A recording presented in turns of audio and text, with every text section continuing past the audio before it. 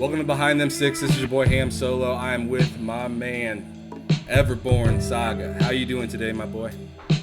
I am all right.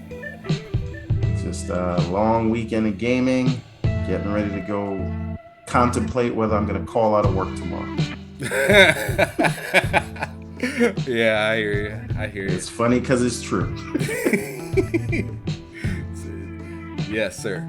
Well, let's get into it. Yes, What sir. social Yes, sir. media and gaming platforms are you on right now?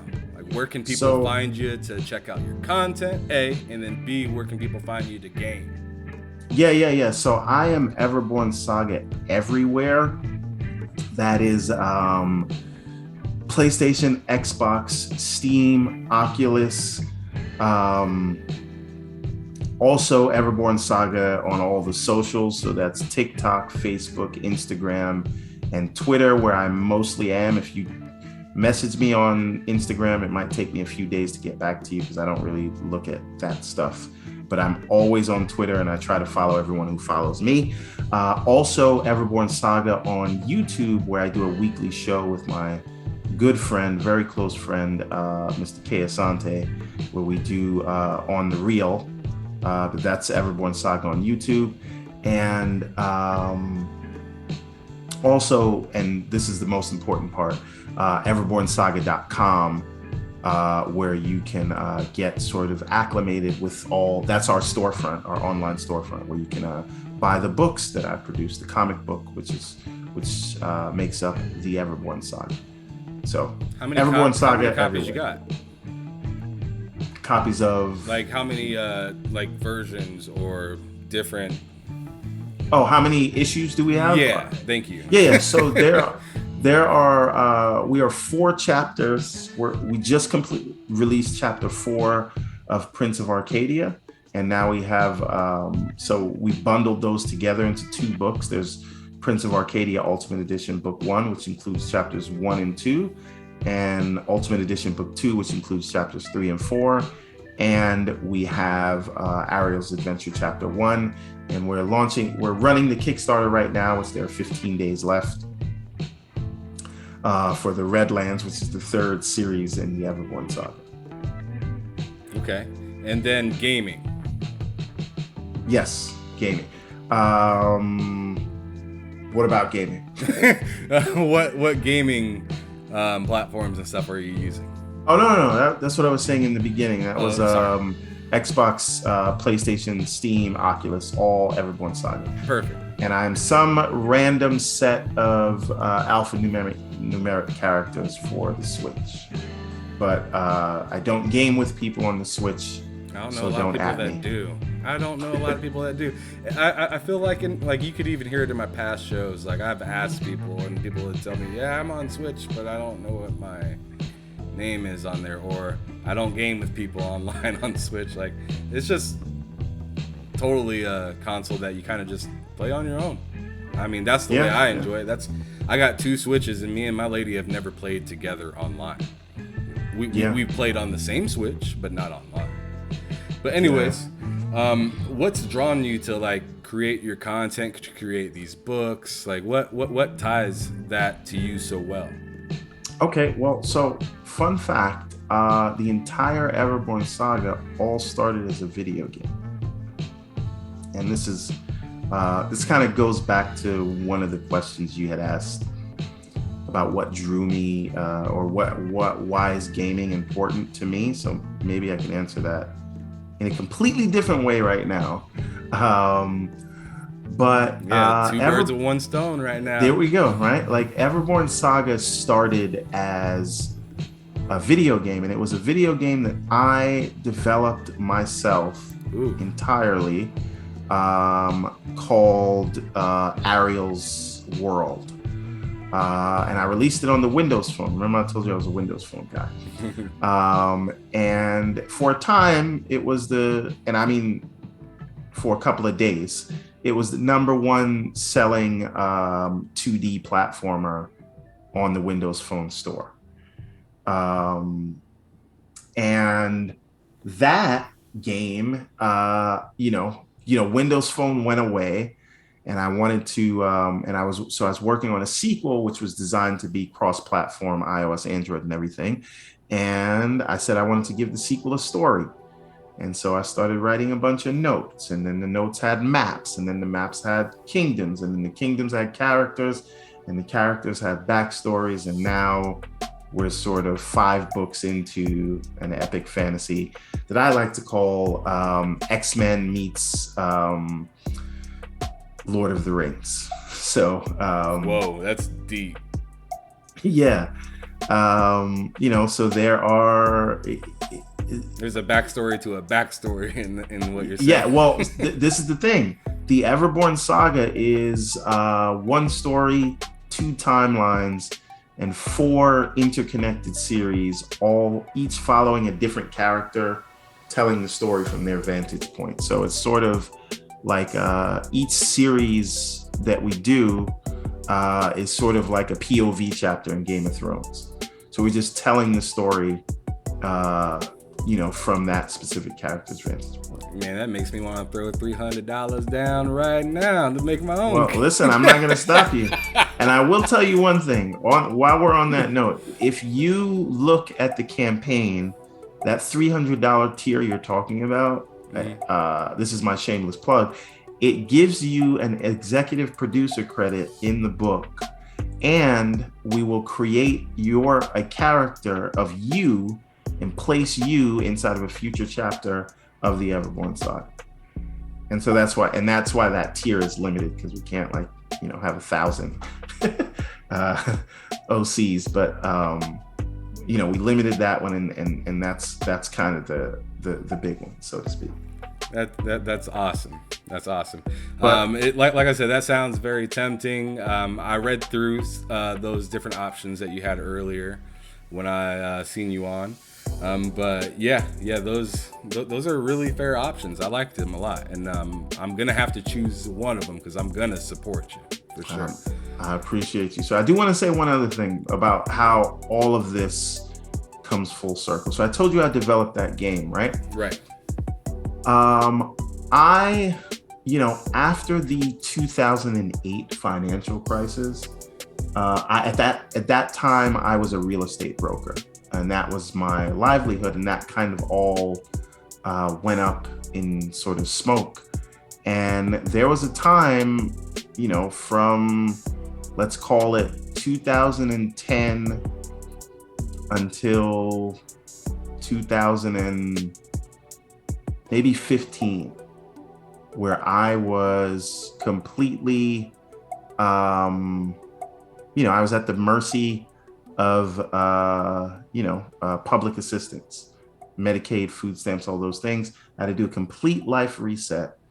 And in 2012, I decided to go back to school because I decided that, I wanted to be in technology or whatever, as opposed to real estate.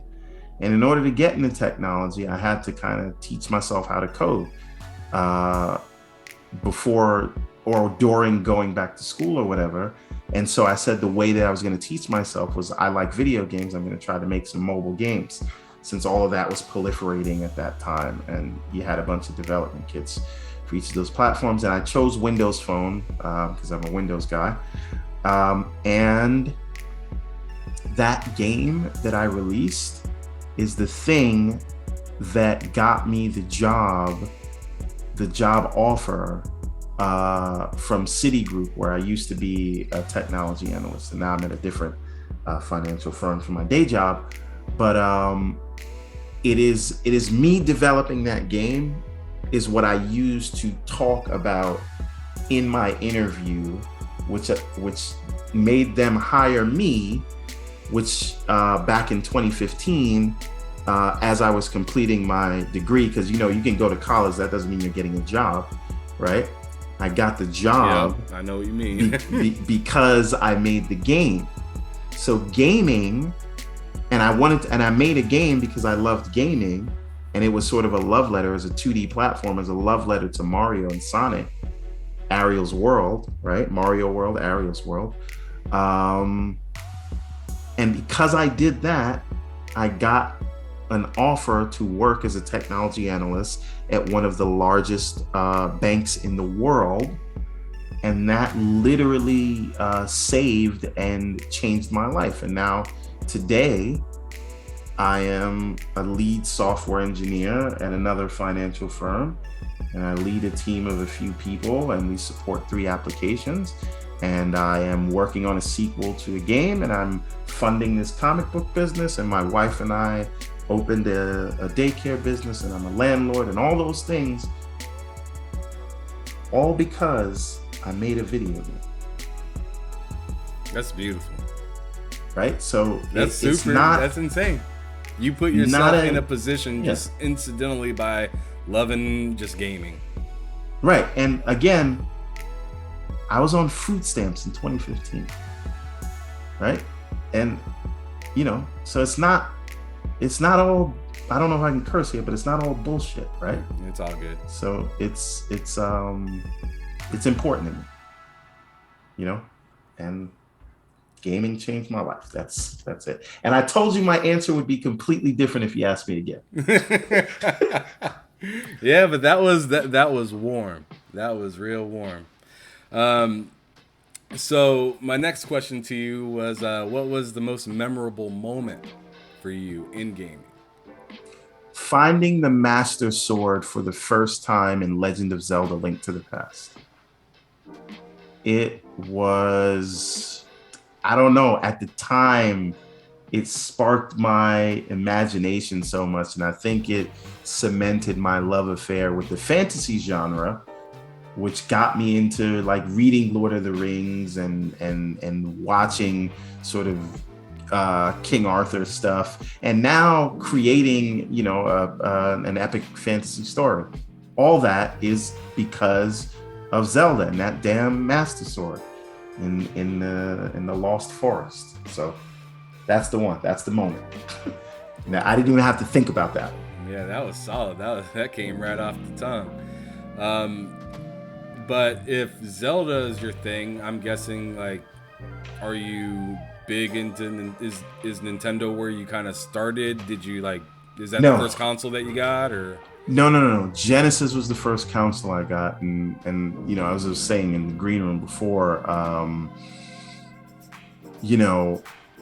my neighbors had a Super Nintendo, and they had Street Fighter 2, and they had Super Mario World, and they had Double Dragon, and we used to go over their house to play every day, and we'd stay there until the nighttime, until their parents are like, "Okay, kids, you gotta go.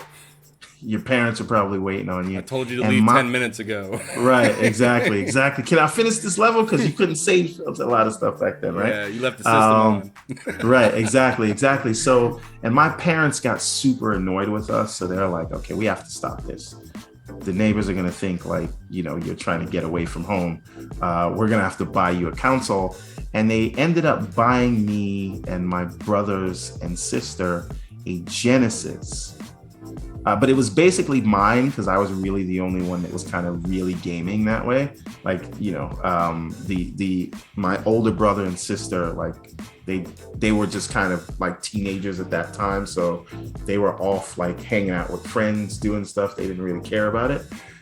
So it was kind of me and my younger brother, and we just played. And like I said, they bought us the Genesis because it was on sale with a bundle with 2 games. And that was Sonic 2 and Streets of Rage 2. And that was the last game, first and last video game they ever bought me. And so ever since then, I had been working to buy my own consoles. And I think the only major console that has ever released that I haven't owned because of working out and going to get it is probably the 3DO and the Panasonic, yep. Yeah, and there was another one that was like a weird like Sega CD.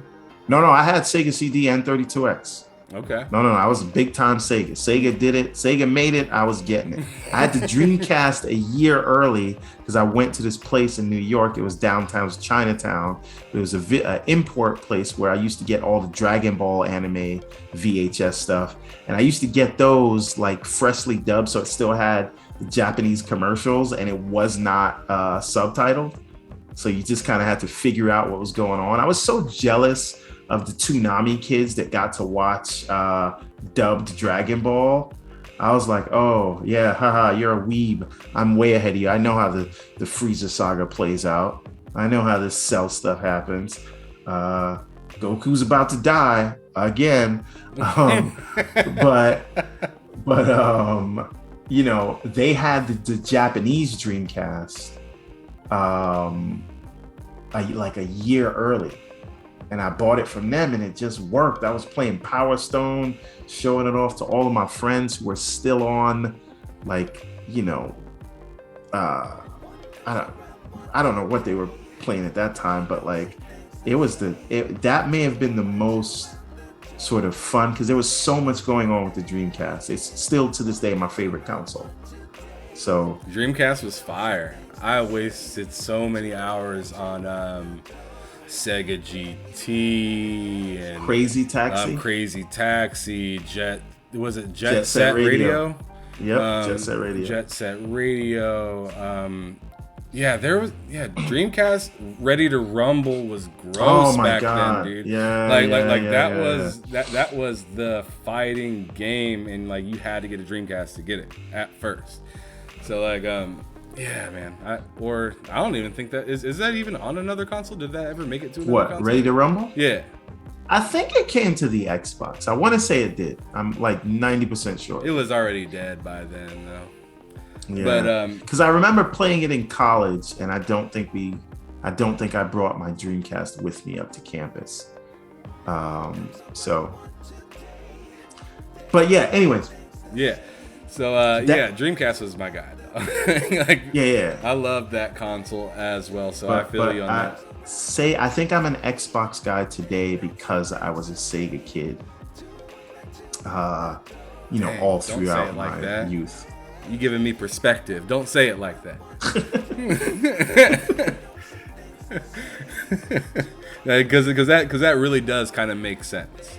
Because Sega GT transferred to Xbox as Jet Set Radio and Sega CD in one game. Oh, absolutely. And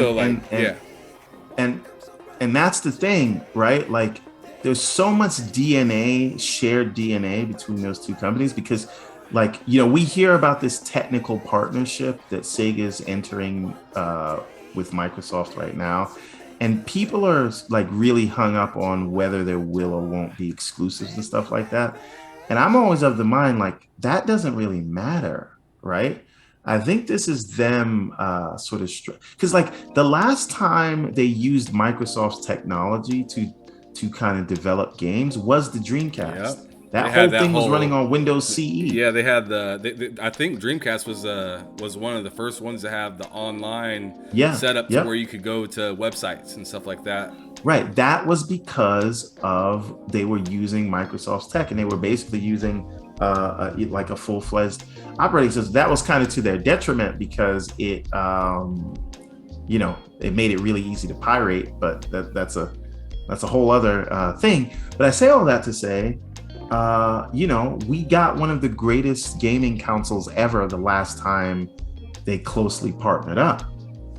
And the reason I say being a Sega kid, maybe an Xbox guy, is that when they exited the console business, and I was devastated. Like, I really felt like a family member died. I was walking around like, no. And at the time, I blamed Sony instead of like blaming Sega's terrible decisions. But there was a period of time where all of Sega's exclusives were just released on the Xbox, because they were so closely tied together. Right now, you have the Personas and the Bayonettas and things that don't come to the Xbox, but for the most part, most of Sega's games are they were coming to the Xbox. And then the CEO from Sega, Peter Moore, he ran Sega. He came over to run the Xbox division for Microsoft, right? And I was like, this is it. This is the Xbox is the spiritual successor to the Dreamcast, right? And ever since then, and Master Chief and all these other things are why, and LAN parties from college with friends that I made that I'll still have You're today, giving me 20 too years much later. perspective. Stop. It's You're all really tying together a lot of the things that I didn't even realize was happening to me yeah, while it man. was happening. Like the big controller, Yeah, yes, yeah, I yes. mean, I understood some of that tied together, and I was like, yeah, thank you, Xbox, for bringing back Sega, but I wasn't thinking you kind of are Sega a little. Yeah, this is what I mean, right? And it's when Peter Moore was running the Xbox division is when they were really like competing like tooth and nail. And I heard it. I don't know if this was just marketing talk, but there's this old clip of him saying like, yeah, the 360 was really important for us because we felt like Sony pushed Sega out of the market, and so it's important for us that the 360 gives Sony some real competition. And I was like, you're damn right, Peter Moore. But Damn right. so right, so now hearing about whatever this partnership is, because we don't know, it just says to me that they're kind of cozying up again. You know what I mean? Like the high school sweethearts are meeting later on after they both had divorced, had their divorce, and they're like, "Oh, you were my first love. Let's go have coffee." Right? Right. See where it takes us. So I think the future is bright for the two companies, and I'd love to see them make beautiful music again. Oh man, all this nostalgia's got me feeling good, which leads us into our next part, which is my favorite part of the show, is a little game where I say a console and you say the first game that comes off of the top of your head. And FYI, it can be like a third-party game. It doesn't have to be a first-party game, but just throw off the first game that comes to mind when you hear the console. Let's do it. And I can tell you have a pretty deep bag of games that you've played in your past, so I'm gonna start off with a console you didn't have. Okay. The 3DO. I don't even what was on the 3DO? I don't even know. I don't even know. I don't know. I didn't have it. I can't speak to it. I can't. That's how dead that console is. It's expensive to buy one right now. $700 in the 90s. That thing was. Oh, man. That was too rich for my blood. I can't think of one game. Oh man, that's how bad that game that console was back then. They didn't have a killer app, and that's why it didn't take off. For real though. All right, well let's go back to the NES. Cool. Duck Hunt. Duck Hunt, yes. That was probably one of my first games I've ever played. So I feel you on that. But SNES. Oh, that's easy. That's going to be Link to the Past, because it is my favorite game of all time throughout the history of all gaming. Okay. That might lead into an answer to a question I got for you later. But anyways, going on, Sega Saturn. Street Fighter Alpha. Okay. It's just the 2D graphics on that thing were pretty amazing. And I just remember like that being the place to play those 2D fighters at the time. So, yeah, Street Fighter Alpha. Okay. That's the one. PlayStation 2. Metal Gear Solid 2. That's the one where he was on the George Washington Bridge in the beginning? I've never played Metal Gear Solid. Okay, so that's one game that I've... Too. After like after the first one came out, I just was walking around and I don't know, I got bored. and I never came back to that game. And that's what it was for me. But my cousins love that game, and everybody tells me that I need to get on those. But all the Kojima stands. Yeah, definitely. All the Kojima stands tell me I need to play that game, and I'm like, maybe if they make something recent. And to be fair, I didn't have the PS3 and PS4, so I didn't. Yeah, I didn't dabble. I didn't dabble that much with Metal Gear Solid. But anyways, moving on. Should have said PS1. I would have said Battle Arena Toshinden. Maybe I might, and we'll see if you have that same answer. Okay. All right, going back to Dreamcast. Since you talked about so much, we gotta talk about Power Stone. Capcom game, but Power Stone. And if I wasn't saying Power Stone, I would say Sonic Adventures, because it is, Sonic successfully making the transition to 3D after Mario and Zelda had done it with the Nintendo 64. But I still want to say Power Stone because I could play that game today. Okay, it still works. Here's another Sega one, Game Gear. Game Gear there was a Sonic game on that I cannot remember the name of, and I could not beat that game, but I don't remember the name of it. But we'll just call it Sonic for short. Whatever that, and I know there were multiple Sonic games, but I loved my Game Gear. The battery didn't last for shit. No, but it was in color at that time when Nintendo wasn't even thinking about color. But Nomad. Ooh, can't think of a game. I know what the Nomad is, but I can't think of a game for that one. I love this question. Because it's a trick question. It's the same thing as the Genesis. What's the same? What are you talking about? The Nomad. Wait, okay. You just plugged Sega games in the back. You plugged full cartridges of Sega games in the back of the Nomad. Did I not have this thing? Okay, I need to Google what the Nomad is. Hold on. I need to understand That's this. the second time I've got somebody on that trick question. Yes. Love it. Hold on. And Sega made this thing? Yes, the Sega Nomad. Genesis Nomad. Wow. I did not have this. I did, and it was an even bigger battery killer than the Game Gear. It was a box, bro. I want this now, though. It's fire, but I bet it's expensive. Wow, it came out in 95. Huh. And you could connect it to a TV. Yes, sir.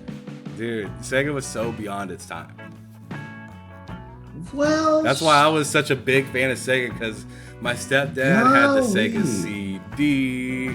He had that, what is it called, 32X or? Oh yeah, I had a 32X and a Sega CD. Yeah, he had the Saturn. He was stacking and all that jazz, man. Oh man.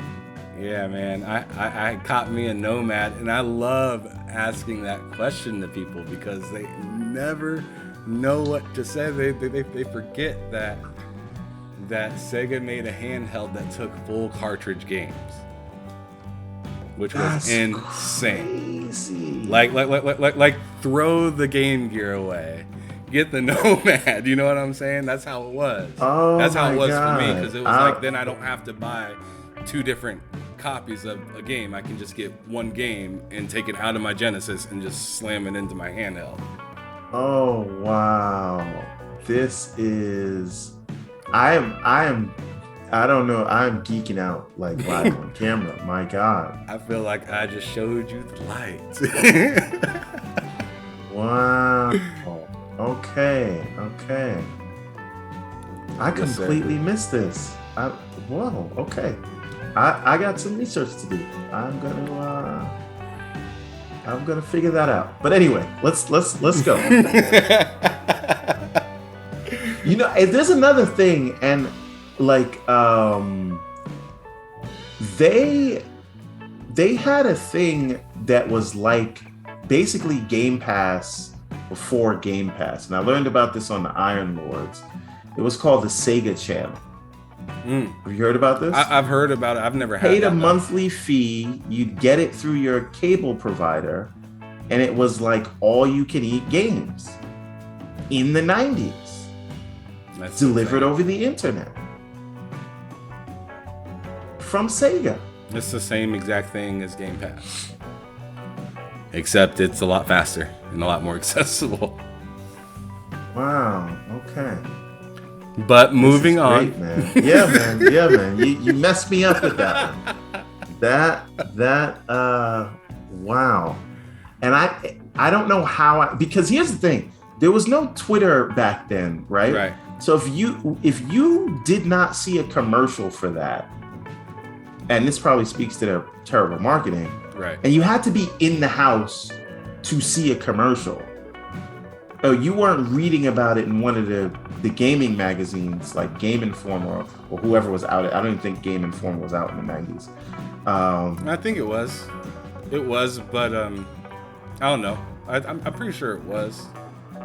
Maybe, maybe not. I think Anyways. of Game Informer like when it was out in the 90s, but I think of that more of like when PlayStation was out, because you used to kind of get what was the magazine that had the demos in them every month? Because I remember that's the first time I played Final Fantasy VII on that demo. I know what you're talking about. I don't remember the magazine, but it was like the competitor versus Game Informer. And then they just kind of just fell off. Dang. I don't remember. I flat out don't. Okay. But continue. Oh yeah. So no. I'm just thinking of how I don't know how I missed that. That's really, really amazing because you're not tuned in. There was no way to be tuned in back then. Yeah, I feel right? you. Yeah. Unless you caught it in one of the magazines that you were looking for, or you saw a commercial, and that was it. So, and it's The only reason I knew about it is because I was like always going to like this place where I'm from, Lincoln, Nebraska, called Gamers, and they always took in old. It was one of those shops that take in your old games and whatnot, but they always had new consoles and stuff like that. So everybody would come there, turn in their old stuff, just like a GameStop, but they were more legit. They actually gave you, they would actually give you cash, or they would give you store credit. They'd give you more store credit than they would cash. So that would incentivize you to keep your money there while giving you all of their stuff just to get something else. Listen, I remember Electronic Boutique. And I remember Funko Land. And I remember going to them in tears because I was trying to get like a new console when it came out. So I would take my entire catalog of all the games. Like I remember when I was trying to get the 32X. I didn't just have money to buy it at that time. So I had to take all my Genesis games that I worked really hard for. Yes, I know what you're saying. This is depressing. $50 and $60. And they're like, yeah, this one's worth $2. Yeah. This one just came out a couple of months ago. So here's $10, right? And I remember giving them like 20 games, my entire catalog, and I still had to come up with like $60-something, which was not easy to come by in the 90s. Right. Yeah. Right. To go and buy these things. And I just walked out and I went in there with my friends. So I couldn't actually cry, but I went home and I got the 32X, but I couldn't afford a game. So I'm just looking at it. And I know it's going to take me weeks and weeks and weeks to work and save up enough money to buy a game for this attachment that I just got. So again, fun times. But I did get Virtua Fighter on that thing and that Sonic game that they did.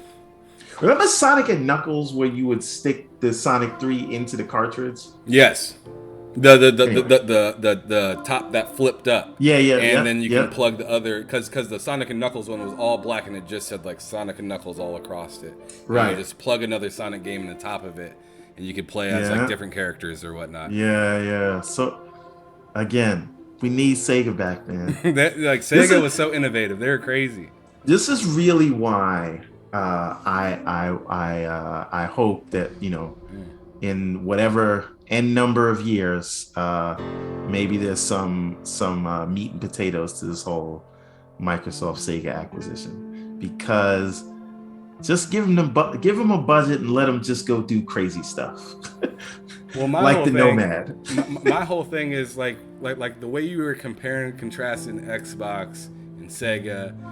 Like the one thing that these two places or these two companies could benefit from, kind of, because right now Xbox is just like with a freaking minigun, just games everywhere. Sometimes it's just like, bro, don't Dreamcast yourself and throw it all on the table right now. Please don't do that. But they have an actual roadmap, so this is nice to actually see. Dreamcast and Sega didn't have so much of a roadmap. They just kind of like vomited a bunch of games for Dreamcast, and it was kind of like, well, that's what we got. And then they Yeah, went out of and business. yeah, and then I think that's the other thing. They really, like, They were too aside fast. from not marketing it properly, they kind of figured, they hoped that an audience would come there, and then they were basically like robbing Peter to pay Paul, right? So figure, let's just have this amazing launch and let us get enough people so that it'll become sustainable later. But the core fundamentals weren't there, and whoever was running the company, and then a divided house will fall, because you had Sega USA and Sega Japan arguing with each other, and them just releasing the Saturn without telling anyone and thinking that was a good idea. And It was so bad. It was all, that was really bad. and they thought it was a good idea. It's like, it'll be a surprise. And I bought it when I was just walking through Toys R Us. I remember the one in Co-op City, and we just, I'm like, wait, what is this a new Sega thing? I need it. I don't have any money right now. I gotta go work. But I ended up getting it. Yeah, like if Sega would let things just bake a little bit more, like just because they were spitting consoles out so fast, all different types of them, and it's just like it needs more quality of games, like, to keep up with some of these, and but they'd have some quality games on there, but I don't know, they weren't treating it like the PlayStation would, where they'd come out with the console and then let it ride for a long time and just keep adding content to it that's super duper good quality. Yeah, I mean, there's a lot of market forces going against, and it is a miracle that Nintendo was able to make it through. But everybody thought like they were going to be done like after the GameCube, and kudos to them, because had they tried to like keep up with the Joneses and make the Wii something where they had to spend all these billions of dollars in sort of R&D to have something that could keep up with the Xbox 360 and PS3 graphically, I think they may have bankrupted themselves like Sega did, right? But what they did was, with the Wii, they focused their energy on basically using almost the same hardware components that were in the GameCube, right, which were now cheap to make at that time. And then they focused it on the controls, repackaged it, and that control schema is what made them sell 100 and whatever million of those things, right? And then that gave them, the enough of a breath that the Wii U could completely flop, and people think that they're in trouble again. And then what do? They hit you with the Switch. Right. Which tells me the next Nintendo console is going to be terrible. Right, because it's All like, here averages, comes another man. test. Here comes another test console for us to try out, get mad at, so they can come out with something that's gonna just sweep. Right, with the hardware of the first one that we didn't like. Right. Right. So there can only be. See, here's the thing: in any market, whether we're talking about phones or gaming or PC, like computing platforms, there can really only be two main competitors and one niche player, right? So you could argue that you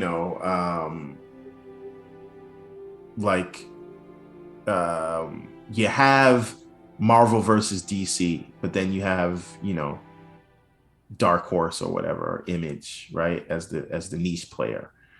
You have in the cloud space, you have AWS and you have Azure, but then everyone else is fighting for third place, like Google and IBM and all that, right?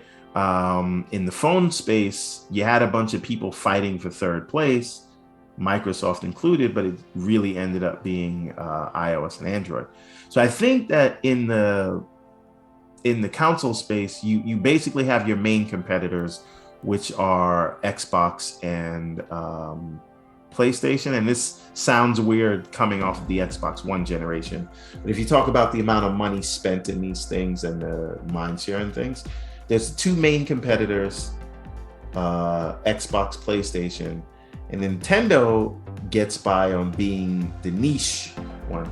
And again, I understand the irony of that, because they're probably going to sell more than both of these guys, but they are the niche player because they do not compete with Microsoft or Sony. They're doing their own thing in that market. They have it all to themselves, ironically, because Sega isn't there. So they are able to really thrive being the secondary console, the niche player, while Sony and Microsoft are duking it out in the ring. They're just sitting back having popcorn, like, I don't know why they're fighting. Right. And they're laughing all the way to the bank, selling us cardboard. All right, well, and never putting their games on sale. Oh Lord, ain't that the truth, though, bro? Jeez Louise. Like this is why we need Sega back in the console market, because to put some heat on Nintendo. And when it's on sale, it's for a real short time. Exactly. Yes. So let's move on to something else right here, since we clearly got off course of talking about the game consoles and whatnot. Oh yeah. But I don't know. I don't know what we're doing anymore, man. Well, what gaming genre do you refuse to play? Like, what's one thing that you look at and you're just like, miss me with that? I want to say competitive shooters, but I like Halo, so that's like an exception to the rule. But since that's an exception to the rule, I won't say that. You can miss me with anything like sports. I don't give a flying 747F about Madden or 2K. You couldn't pay me to play those games. I don't care at all. Close runner-up is like COD or like those do nothing for me. But definitely my least favorite genre is absolutely the Madden and 2Ks of the world. Okay. That answers that question really nicely. Definitively. Yeah, definitively. Like it's a signed, sealed, delivered.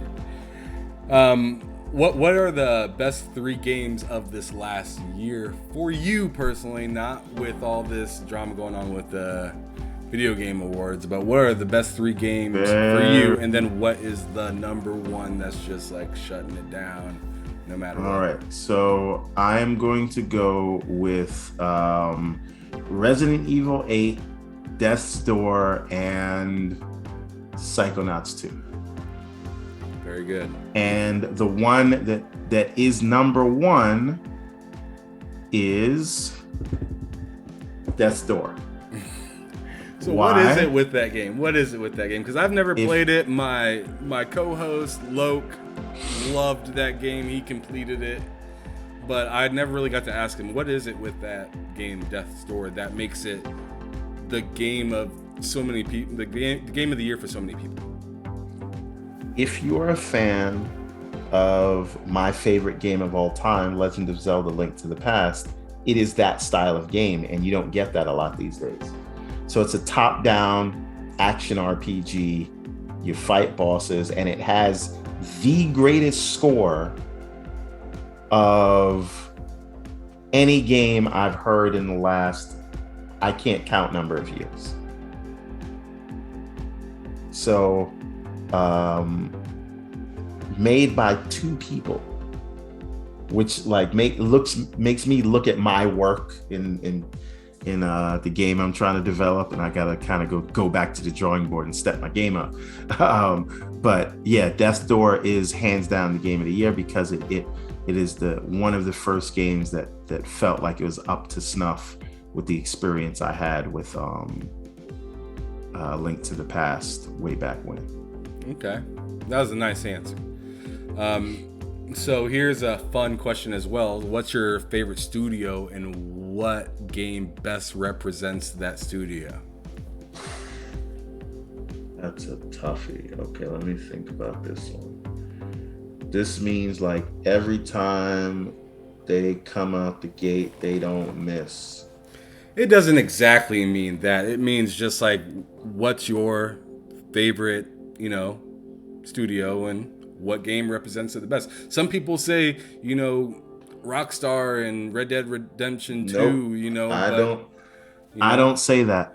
You're like, I wouldn't say that. Nope. You shut that down fast. So this is it's hard for me to answer this because like I want to say BioWare, but BioWare is not where it used to be. It is not what it used to be, right? The most of the people aren't still there. But if I had a studio where it's like, I was so disappointed when EA got them, and I was actually very mad. This has nothing to do with like being an Xbox guy, but I was very mad that Xbox didn't buy them because I just felt like had Xbox bought them, the team may not have fallen apart the way it did, and they may have been able to have the time to focus on, building that franchise out instead of now being in a place where they have to go and rebuild everything because, Mass Effect Andromeda was a decent game, but not a good Mass Effect game. So that's the studio, but they don't really exist anymore. So that being said, and listen, it's not just Mass Effect. Also, it's like Dragon Age, right? So since I can't choose them, I'll just say that I think right now my favorite studio, the one that I hold in the most high regard for anything they do, would have to be Insomniac. Good choice. I really think they actually don't miss. So I loved Ratchet and Clank Rift Apart, and I just played Spider-Man 2018 for the first time this year, and I am working my way through Miles Morales when I get time, but as you know, backlog's gonna backlog. But yeah, and I'm really looking forward to what they're gonna do with Wolverine and Spider-Man 2, which includes Venom. So right now, like, they're keeping you on your feet, man. Yes. Overall, BioWare, but like I said, since that is kind of cheating because they're not the same guys, I gotta say Insomniac right now. Yeah, I love that choice because they are just banging them out, and they have what Xbox has, a roadmap from what it looks like. You can see what they got coming, and it looks fantastic, and it's just really exciting. But moving on, what game are you most excited for this coming year for 2022? 2022, I gotta say Starfield. Why? It ties back to the BioWare answer. I think that Starfield is going to scratch that Mass Effect itch that we've all been having since the days of Mass Effect 3. And I think it's going to do it in a way that Andromeda never could. And I also think they're really going for something authentic in the world that it looks like their building seems so like fleshed out. I know right now I'm going to spend hundreds of hours in that game. So super excited about that. And I really hope they kind of stick the landing. I give them all the benefit of the doubt. People like to talk about Fallout 76. And they like to talk about Elder Scrolls Online, but Bethesda didn't make those directly. They kind of oversaw those projects. So this is the first thing they're making since Fallout 4. And that can be a good thing, it can be a bad thing, but like, if you look at Bethesda proper, not talking about ZeniMax, but Bethesda specifically, the studio, you look at their track record of the things they actually develop, you got Skyrim, you got Morrowind, like I said, you got Fallout. So I fully expect this to be really special. Yeah, it should. Close runner-up though is Ragnarok. Very excited to see where that story goes, but Ragnarok is like, that's a continuation, right? And it's not fresh. Exactly. And because Starfield is something new, and we really live in a world filled with, part 38 of this franchise, like the idea that this is a new big budget franchise is super interesting to me. I was on K Mega's podcast a couple of days ago, and he asked me, like, is Xbox in a good place right now? And I had told him, and I had told them, that they're in a good place, but they're not out of the woods yet. They're still in the woods coming out, and it's for the fact that they need some more statement games. They got Forza. I'm sure you've heard it. Forza, Gears, and Halo. Forza, Gears, Halo. Forza, Gears, Halo. Everybody like chants that to anybody that's supposedly an Xbot. That's all you got is Forza, Gears, and Halo. But I'm thinking, like, man, like if they pop out Starfield and this, Fable coming out within 2023, 2024. I don't know exactly when, but all these partners that they're coming with, like, they could really stamp it down hard as like a first step for man kind of thing with Starfield, and like that second step might come and it might really slam, slam it down. And I know exactly what you're saying, and I know exactly what you mean. And whatever they're doing right now, because these last 6 months have been like to the moon. They fantastic. Just need to keep that pace and build the momentum from there. So I completely agree with you. And if they do that, they're going to win over even the most staunch naysayers, right? Yeah. That being said, I really don't like, and it never sat well with me, the idea of saying Halo, Gears, and Forza as though that is some kind of bad thing. You can't say to me, and I'm not saying you're saying this, but I'm saying the people who use that and think that they're being clever. It's not funny. I don't think it's funny. Right. I think it's disrespectful. Right. No, it's not even that it's disrespectful. It's like, think about this.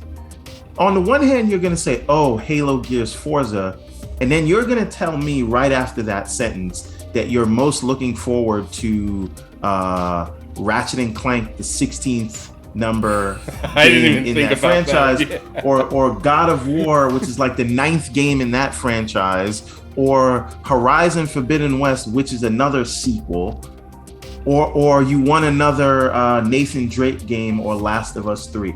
You go to Nintendo for Mario, Zelda, and what's the fighting game they have? Which one? Whatever. Super Smash Brothers? Smash Brothers, right? That's why you go to Nintendo. You go to Sony because they have God of War and they have Spider-Man, right? It's facts. So there's nothing wrong with saying you go to Xbox because you want Halo, Gears, and Forza. That's their thing. The purpose of Halo, Gears, Forza is, I think, to delegitimize Xbox's heavy hitters in a debate that no one really cares about. So I always laugh at that. When somebody says Halo, Gears, and Forza, I say, yes, thank you. May I have another? So, because look what's happening right now, right? Everyone went gaga over Hive Busters. And everybody can't wait for what Gears 6 looks like. When they said they were holding off until they get used to this new engine, I love hearing that. I was like, thank you. Do not just. And they're going to do another project, right? And that's great. And I think they can take it in some super interesting directions. But again, you know, Hive Busters, everybody talked about it. Everybody loved it. Fantastic. Forza shut the world down. 10 million players in 8 days. And Halo, look at Halo right now, right? This is all everyone can talk about. Those are not just heavy hitters.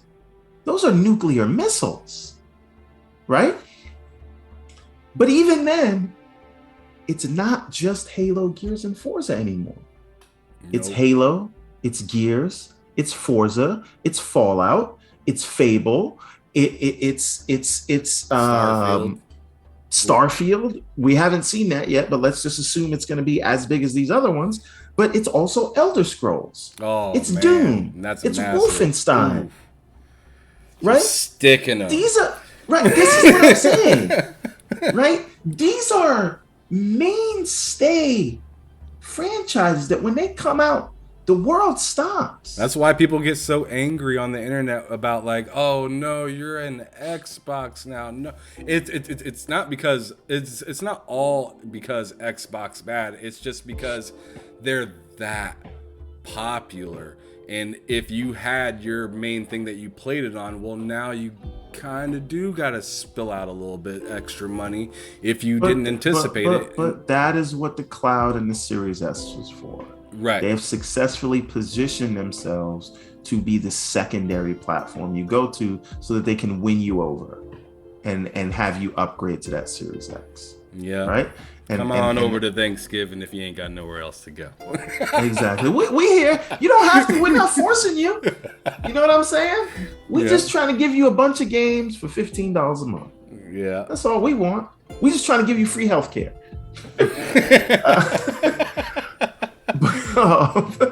But you know that's the thing. Like it was never an insult to begin with, but now it doesn't even make sense as a compliment because it leaves out so much, right? We're leaving out Doom, we're leaving out Fallout, we're leaving out Elder Scrolls, right? You know, I don't know if we're gonna get a sequel to Deathloop because you know Arcane.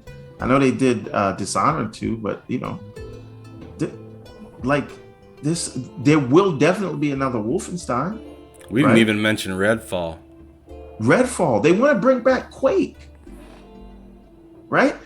So these are the things. So now we've gone from 3 juggernaut like nuclear missile IPs, and I would argue that Elder Scrolls and Fallout and probably Starfield are also nuclear missile franchises, and then the other ones are juggernaut franchises. But like, all those are, and Doom was nominated for Game of the Year, so you know you can call Doom another nuclear missile. So now we're talking about 7 to 10 nuclear missile franchises. I love the way that you're animating this. This is great. Right? So and then we can come to the Redfalls and the whatever Project Dragon is that they're doing with IO Interactive, or we can come to Contraband, what they're doing with Avalanche, right? This is the thing. It's like you said it. It's the roadmap. They're going to have 4 juggernaut titles every year, 1 per quarter, and then filled out by surprises from third party and big budget AA games that are game of the year quality, like Psychonauts, right? And that, how can you not be? If you love games, and I'm just as excited for all of the sequels that Sony's going to do. Xbox, and I'm a fan. I don't work for these places. I'm just a fan. I just want the content. You know what I'm saying? So it's like, I got all this stuff. I'm just like, oh my God. I mean, just February alone is looking like a nightmare for my wallet. Oh, listen. Let me tell you something. Everything in February is gonna have to wait, except I just thought about 3 games that's not gonna wait. I was gonna say, well, I gotta get Elden Ring, and I gotta get Forbidden West. That's another thing. I told you that the gunk was January, but I actually have to finish Zero Dawn in January so that I can play Forbidden West in February. I wasn't that big into Zero Dawn, to be fair. To be honest, it just didn't grab me. Me either. It looked pretty, but yeah. Aloy was really like stone cold, like feelings wise. I wanted more. She was also an ugly baby. I don't know. She had a really big head. That character model for her as a baby. That's cool. She grew up to be, a nice young lady. Yeah, she looks good, but she's an ugly baby. It's like, no wonder kids was making fun of you. Big head. That's cool. All right. Let's move to the next one, which is a really exciting question as well. If you were to revive 2 games from the past, what would those 2 games be? And I'm telling you that you cannot use the Xbox One or PS4 generation. You can go anywhere further back, but you cannot use those 2 generations because I feel like that's too soon. Okay, all right. Well, I did have to. Okay, I know these answers don't count, but I'm going to say them anyway, knowing they don't count. And then I'm going to go and answer the real questions. That's okay. Sure. Rise needs to come back. Okay, yeah. And so does Quantum Break. Stop it. But you're telling too many facts, right? Right? So those need to come back, but those aren't my answers. I'm just saying it for posterity so everyone knows that. Just at least FPS boost Quantum Break for me. No. Well, yes, at 100%. And Rise. But games I would bring back from the past, I would have to say, okay, this is a good question. I would bring back, let's see here, Shinobi. Oof, and I'd give him AAA treatment like Ghost of Tsushima. That'd be dope. Right? Okay, that's number 1. Okay. And then I would bring back Rocket Knight Adventures. And I'd have it look like Ratchet and Clank. I thought you were going to bring Zelda into this, but you said, no, that's fine. No, because Nintendo's already worried on it. Whatever I want from Zelda, Nintendo will bring it back. And they'll sell it at full price. So I'm not worried about that. I wanted to give an interesting answer. What was that Rocket one? Rocket Knight Adventure. It was a game from Konami. Came out on the Genesis and the Super Nintendo, but it was 2 completely different versions, like how they did Aladdin. One of my favorite games of that whole Genesis generation. You'll have to like send me like a DM of what that game is just so I could look that up because I'm kind of curious about that. But I got you. I will send it to you as we speak, and then you're gonna see it, and then you're gonna remember it. All right. Well, we're coming to our last several questions, which is the first one. Which the first one is, what frustrates you about gaming, if anything at all? We, as a gaming community, anyway, are a bunch of whiny little babies. I think we argue over like we argue over nothing, and it sucks because when we speak with one voice, like shit gets done, right? Like when Xbox raised the price of Xbox Live, everybody spoke together with one voice, and it changed. When they tried to shut down the Vita store, we spoke with one voice. It changed. When they tried to do that dumb stuff with Horizon Forbidden West and the upgrade path, again, we spoke with a single voice. It changed. They are listening. But then they come in and they hear us speak to each other. And just because we're trying to win an argument, we'll cut off our nose to spite our face. And we'll say, I'm happy to pay more for a game. Just because you don't want to let the other side have the value argument, right? You never see that in any other industry. I do a movie podcast. I'm big into that community. When there's a price hike on a Netflix subscription or a movie ticket price hike, you're going to pay it, yes, because you love the movies, but you're not going to go around being happy about it. Like, I need to give this billion-dollar corporation more of my hard-earned money, right? There's a lot of people that never gave $1 to charity, but they're talking about support the devs, and, you know, I'd happily pay $100 for this game. And I'm just like, you know, these people are living better than you too. I don't know why you're so worried about supporting them. Right. These companies they have one job, and it's just to sell you stuff. They don't care if you live, die, pay your rent, pay your child support, whatever it is. They don't care, right? And I'm not saying, like, obviously, honest transaction, you provide value. I pay a fee for said value. That's fine, but the idea that you'll just let, you know, any company, the billion-dollar company, just get away with whatever they want because you're trying to win an argument with somebody that you've never met online is super unfortunate to me. And I do have this tendency to, like, connect dots, right?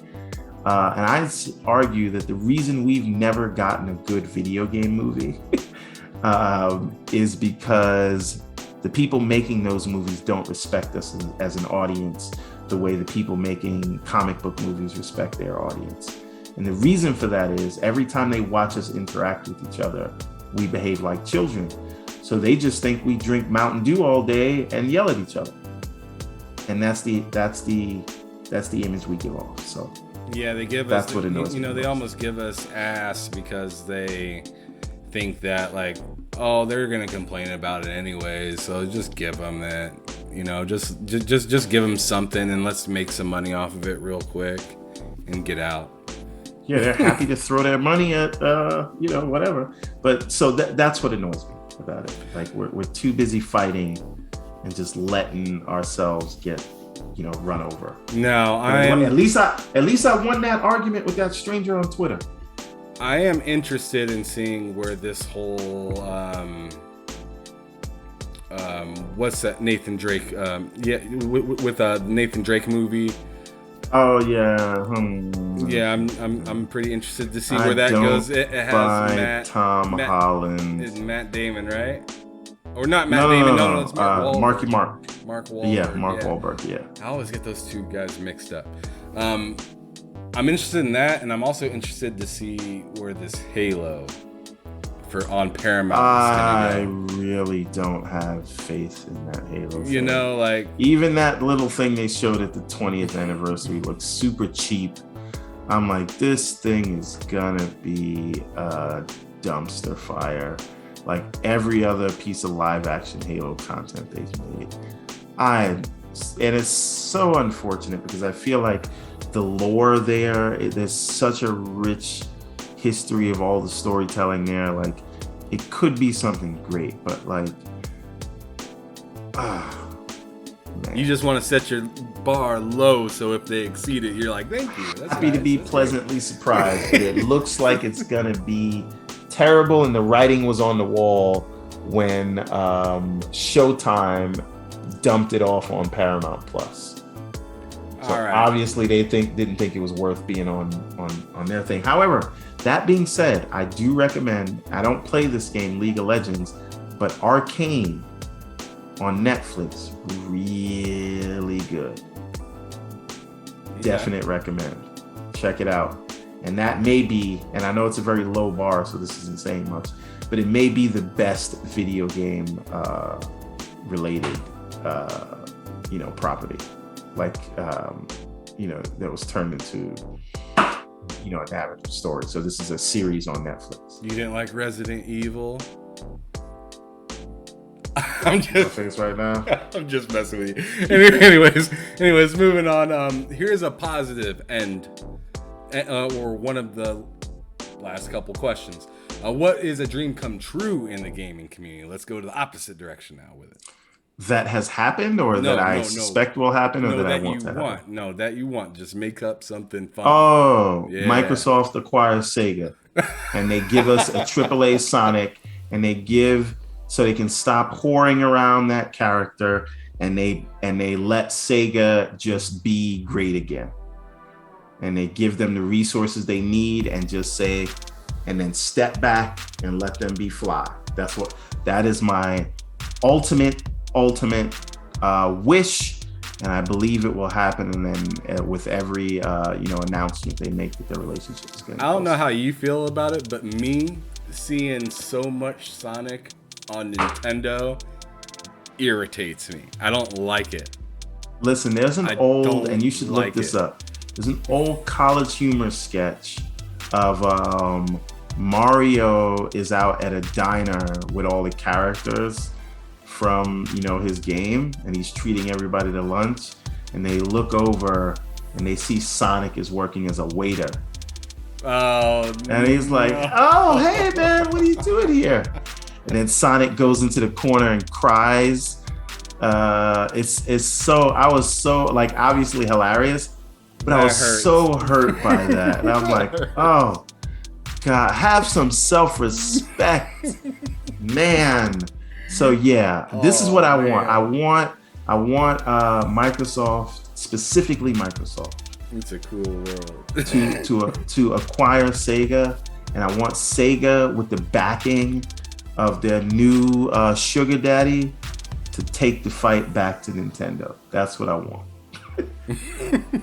And then I give me my character back. Yes, I will, and I want them to stop all the mobile games too.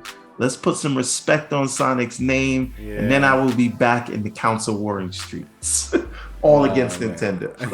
Sega all day. Fair enough. And they should call the Series S the Dreamcast. Just rename it. You got a Series X and you got a Dreamcast.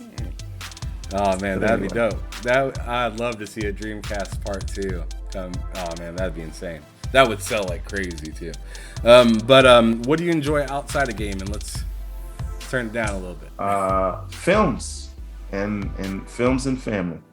But I'm always working, right, between the day job and the comics and the businesses or whatever.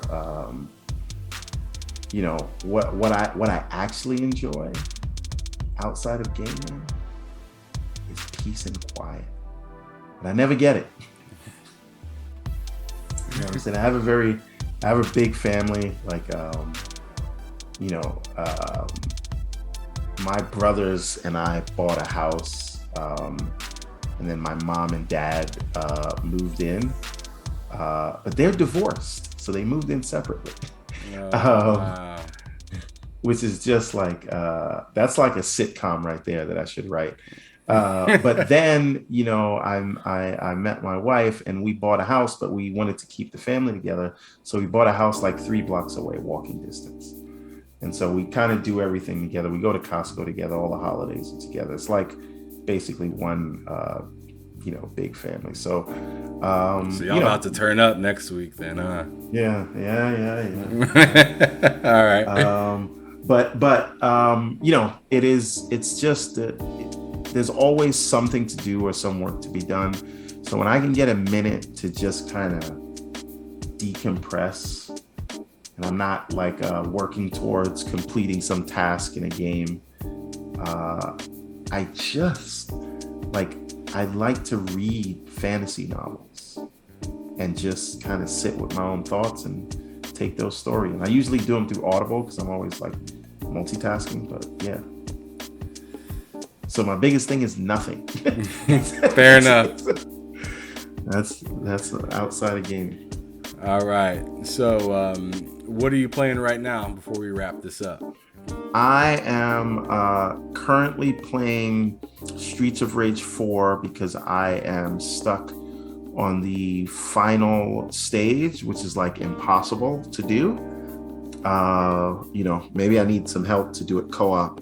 But before that, on Friday, or actually yesterday, I finished Sonic Generations, and that took me away from also during when I have moments between meetings playing Halo Infinite bot matches. I don't like people, so I'm not playing against people. At least strangers. I play online with people I know only. And before that, I was in Forza 5, but right before that, I was in Guardians of the Galaxy. So I'm playing like 6 games right now. Yeah, that's how it goes, man. I mean, I'm doing kind of a similar thing with playing Halo, Forza. I just bought Riders Republic and Guardians of the Galaxy because they're both on sale for $20 off. Yeah, see, because I had FOMO, I bought Guardians like 2 weeks ago, and I bought it at full price, and now it's $30. So, F me. That's how it goes, though, and of course Ubisoft always has a sale around this time. They dang near go halfway with it. But this time I was surprised. It was only $40, but I guess Riders Republic did just drop like a few weeks ago. So yeah, it is what it is. But anyways, last very thing, which I make every single person do, I want you to describe gaming in 3 words. Okay. Escape. Well, does it have to be like 3 words that make sense together, or is it just 3 random words? 3 words. It can go together, or it can be 3 completely different words. I've had each kind on this show. Okay, so escape, empowerment, and connective. Yes. No, for sure, because each one of those are true. Each one of those hit every point for me in my life, and I'm sure to anybody watching this show that's a gamer, those have hit you as well. I mean, those are 3 pretty powerful words to use. So thank you for being on this show, Mr. Everborn. Thank you for having me, sir. It was my pleasure. Thanks for taking the extra time to do this with me today. Sorry we missed it on the last time. I mean, you in the green room, you know what's going on. Yeah, I know what's going on, and I really want you to get some rest, relax, do what you need to do. But if you guys want more of this content or really like what you see, like, subscribe. You can follow me on Twitter at HamSolo05Gaming, and Mr. Everborn right here is going to be at what his name is. Everborn Saga everywhere. Like you said, it's the same thing everywhere. So I really appreciate you guys for watching. Thank you for your time. Good night.